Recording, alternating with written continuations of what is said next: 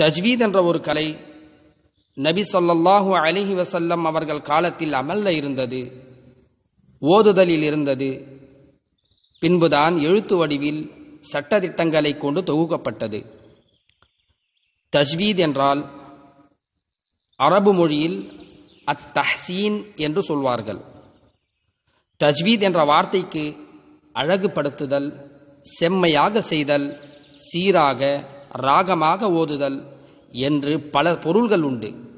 திருக்குர்ஆனை ஓதுகின்ற முறைப்படி ஓதுதல், அதாவது குர்ஆனில் உள்ள ஒவ்வொரு எழுத்துக்களையும் வார்த்தையையும் எவ்வாறு உச்சரிக்கப்பட வேண்டும் என்று சொல்லப்பட்டுள்ளதோ அதன் பிரகாரம் எந்த பிழையின்றி அழகிய குரலில் ஓதுதல்.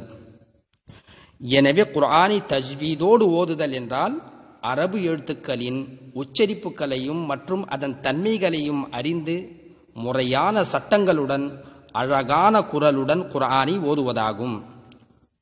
தஜ்வீதை சுருக்கமா ஒரு வார்த்தையில் கூறுவதாக இருந்தால் சொல் திறன் என்று கூட சொல்லலாம்.